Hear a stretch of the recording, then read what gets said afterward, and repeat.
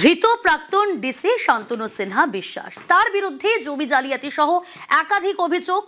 এবং মুর্শিদাবাদের কান্দিতে শান্তনুর প্রাসাদোপম বাড়ি, যে বাড়ির বাজার মূল্য প্রায় 5 কোটি টাকা। রৌনক রয়েছে আমার সঙ্গে। রৌনক, একজন সরকারি আধিকারিকের আয়ের উৎসের সাথে কি এই বিপুল সম্পত্তির কোনো সামঞ্জস্য মেলাতে পেরেছেন তদন্তকারীরা? বাড়ি সংস্কারে কিভাবে দুর্নীতির টাকা খাটানো হয়েছিল? দেখো, একেবারে ইউটিউব সূত্রে যেটা জানা যাচ্ছে, শান্তনু সিনহা বিশ্বাসের কান্দির যে বাড়ি, সেই বাড়ি সংস্কার করা হয়েছিল এবং সেটাকে যখন ভ্যালুয়েশনের জন্য ইডির তরফ থেকে পাঠানো হয়, তার ডকুমেন্ট ভ্যালুয়েশন রিপোর্ট যখন সামনে আসে, দেখা যায় যে সেই কান্দির বাড়ির বর্তমান বাজার দর প্রায় 5 কোটি টাকা। এবং এই 5 কোটি টাকা দিয়ে নতুন করে নাকি সংস্কার করা হয়েছিল এই কান্দির বাড়িটি, যা কার্যত প্রাসাদতম। এবং এই বাড়িটি দুর্নীতির টাকাতেই তৈরি করা হয়েছে, অর্থাৎ যে দুর্নীতির টাকা শান্তনু সিনহা বিশ্বাস একাধিক জমি থেকে শুরু করে সম্পত্তি কিনেছিল, সেইরকম ভাবেই এই কান্দির বাড়িতেও এই দুর্নীতির টাকা তিনি লাগিয়েছেন, এমনটাই ইডির প্রাথমিক অনুমান। সেক্ষেত্রে তদন্তকারী আধিকারিকরা খতিয়ে দেখছে যে এই 13,321 স্কোয়ার ফিটের যে বৃহৎ এরম প্রাসাদতম বাড়ি, সেই বাড়ির পেছনে যেমন 5 কোটি টাকা ব্যয় করা হয়েছিল, সেই 5 কোটি টাকার আয়ের উৎস কি, এই নিয়ে জিজ্ঞাসাবাদ করা হলে শান্তনু সিনহা বিশ্বাস কিন্তু কোনো রকম ভাবেই সদুত্তর দিতে পারেনি বা কোনো রকম কিন্তু ভ্যালিড লেনদেনের ডকুমেন্ট দিতে পারেনি। সেক্ষেত্রে প্রাথমিক অনুমান এই রকম ধরনের একাধিক সম্পত্তি এবং বাড়ি কোটি কোটি টাকায় তিনি কিনতেন, যাতে করে কিনা এই যে দুর্নীতির কালো টাকা সাদা করা যায়। এরকম আর কত সম্পত্তি তার রয়েছে, গোটা বিষয়টি কিন্তু খতিয়ে দেখছেন এনফোর্সমেন্ট ডিরেক্টরেটের আধিকারিকরা। ওকে রৌনক।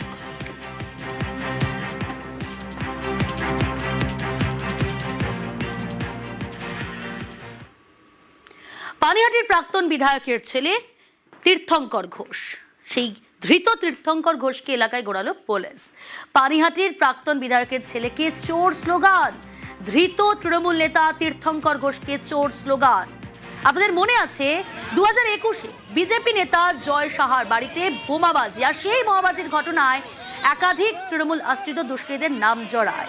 এবং যে অভিযোগ নির্মল ঘোষের ছেলে তীর্থঙ্কর ঘোষের বিরুদ্ধে, জমি জালিয়াতি, কাটমানি, তোলাবাজি, দুর্নীতি এবং লটারি দুর্নীতি, এই অভিযোগে গ্রেফতার করা হয়েছে। আজ সেই বিজেপি নেতা জয় সাহার বাড়ির সামনে দিয়ে ঘোরালো পুলিশ তীর্থঙ্কর ঘোষকে। কড়া নিরাপত্তার মধ্যে দিয়ে সেই ছবি দেখছেন আপনারা।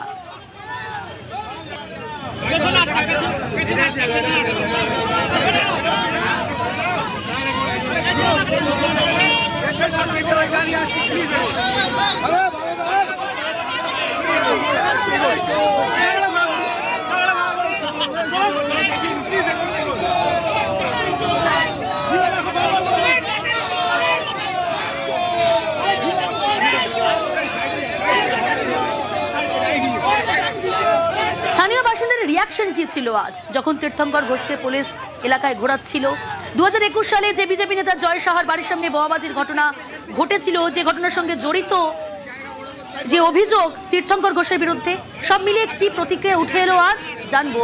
সুবীর রয়েছে আমার সঙ্গে। সুবীর, দেখো, 2021 সালের 18ই এপ্রিল নির্বাচনের আগের দিন, পৌরসভা নির্বাচনের আগের দিন, বিজেপি নেতা জয় সাহা তার অমরাবতীর দক্ষিণায়নে যে বাড়ি, সে বাড়ির সামনে রাত্রিবেলা কিন্তু এই বোমাবাজি করে তৃণমূল আশ্রিত দুষ্কৃতীরা, এবং সেই ঘটনার অভিযোগ দায়ের করা হয়। এবং তারপরে কিন্তু এই যে অভিযোগের ভিত্তিতে আজকে এই যে তীর্থঙ্কর ঘোষ অর্থাৎ প্রাক্তন বিধায়ক নির্মল ঘোষের পুত্র, তার নির্দেশে কিন্তু এই বোমাবাজি করা হয়েছিল, এমনই কিন্তু জেলার মধ্যে তিনি স্বীকার করেছেন। এবং তার গ্রেফতারির পরে কিন্তু আজকে সকালবেলা তাকে নিয়ে আসে খড়দহ থানার পুলিশ। এবং এই বিজেপি নেতার যে বাড়ির এলাকা, অর্থাৎ অমরাবতী দক্ষিণায়ন সহ অমরাবতী এলাকায় কিন্তু তাকে নিয়ে কিন্তু ঘোরানো হয়। যখন ঘোরানো হয় তখন কিন্তু এলাকার মানুষ থেকে শুরু করে বিজেপি কর্মীরা চোর চোর স্লোগান দিতে থাকে তীর্থঙ্কর ঘোষকে লক্ষ্য করে। এবং একদম নিরাপত্তা বেষ্টনীতে কিন্তু এই তীর্থঙ্কর ঘোষকে এলাকায় আজকে ঘোরালো খড়দহ থানার পুলিশ।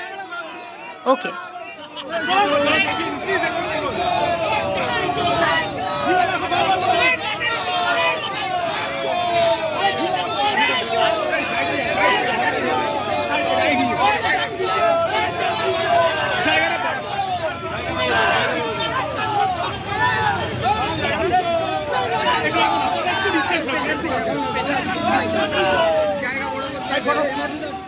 কালীঘাটের দিকে নজর রাখি। বিভিন্ন জায়গায় রাজ্যে তোলাবাজির অভিযোগ সামনে আসছে। কালীঘাটে এবার তোলাবাজির অভিযোগ। কালীঘাট মিলন সংঘ ক্লাবের পাশে বস্তি, সেখানে 80 থেকে 100 পরিবারের বসবাস। ভাড়ার নামে দেদার তোলাবাজির অভিযোগ। নির্দিষ্টভাবে ঠিক কি অভিযোগ অবশ্যই জানবো, তবে তার আগে আরো একবার আপনাদের জানাই, কালীঘাটে তোলাবাজির অভিযোগ। কালীঘাট মিলন সংঘ ক্লাবের পাশে বস্তি, আর সেই বস্তিতে 80 থেকে 100 পরিবারের বসবাস। ভাড়ার নামে দেদার তোলাবাজির অভিযোগ, 2500 টাকা পর্যন্ত তোলাবাজির অভিযোগ। বদলে দেওয়া হতো কালীঘাট মিলন সংঘের স্লিপ। পোর্ট ট্রাস্টের জমি থেকে কিভাবে তোলাবাজি, সব থেকে বড় প্রশ্ন।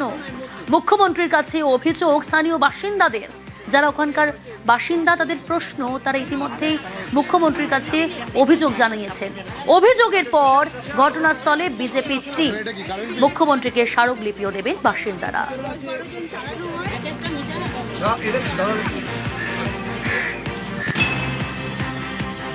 এখন ওই টাকা দিতে হয়, তারা কেউ নেই, মানে যারা থাকতো তারা কেউ নেই, তাই জন্য আমাদের দিতে হচ্ছে না।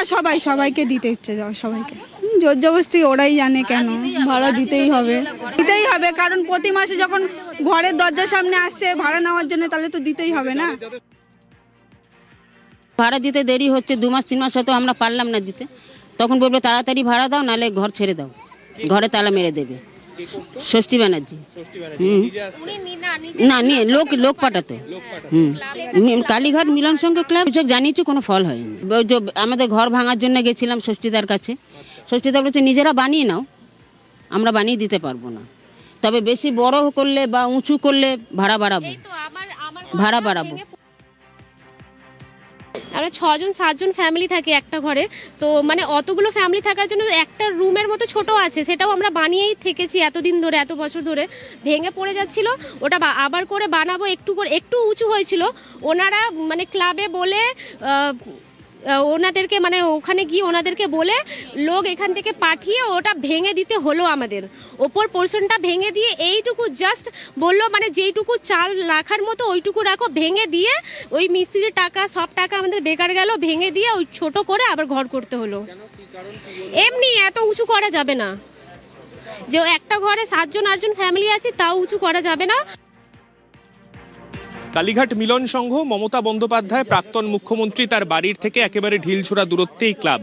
তার গলির এই ক্লাবে তাদের যারা প্রতিবেশী বলা ভালো, যে মানুষজন যারা এখানে বসবাস করেন, তারা এই মুহূর্তে আজকে এখানে বিক্ষোভ দেখাচ্ছেন, মূলত কারণ যে তারা যেখানে বসবাস করেন, যে বাড়িতে তারা থাকেন, তারা স্পষ্টতই দীর্ঘদিন ধরে এখানে যারা রয়েছেন তাদের প্রত্যেককে টাকা দিতে হতো। ষষ্ঠী বন্দ্যোপাধ্যায়, মমতা বন্দ্যোপাধ্যায়ের ভাই, তারা এখান থেকে নিয়মিত প্রতি মাসে টাকা তুলতেন, কারোর থেকে 100-200, আবার কারোর থেকে এত বড় অঙ্ক, অর্থাৎ 2500 টাকা করে প্রতি মাসে নেওয়া হতো। মাননীয় মুখ্যমন্ত্রী যেভাবে মানুষকে সাহস জুগিয়েছেন, যেভাবে বলেছেন যে কোনো অপকর্ম দুষ্কর্ম চলবে না, কোনো তোলাবাজি সিন্ডিকেটবাজি চলবে না, এই সাহস পেয়ে আজকে সাধারণ গরিব নিরীহ মানুষগুলো এগিয়ে আসছে, তাদের সাহস দেখাচ্ছে। আজকে দেখতে পাচ্ছেন এই সাধারণ মানুষগুলো দিন আনা দিন খাওয়া মানুষগুলোকে বোকা বানিয়ে ভাড়ার নামে রীতিমতো তোলা তুলতে হতো আপনাদের সামনেই। আজকে দেখুন মাননীয় মুখ্যমন্ত্রী আমাকে ডেকে মাননীয় মুখ্যমন্ত্রীর কাছে অভিযোগপত্র জমা দিয়েছেন, এবং কত এখানে পরিবার আছে তাদের মাননীয় মুখ্যমন্ত্রীর কাছে এটা দেব। মাননীয় মুখ্যমন্ত্রী যেটা আইনগতভাবে, যেটা প্রশাসনিকভাবে, যেটা নিয়ম আছে, যেটা অ্যাকশন আছে, যেটা সে আছে, সেটা নেবেন। ক্যামেরায় রাজীব কুমার সিং এর সঙ্গে সান্নিক ঘোষ, নিউজ 18 বাংলা, কলকাতা।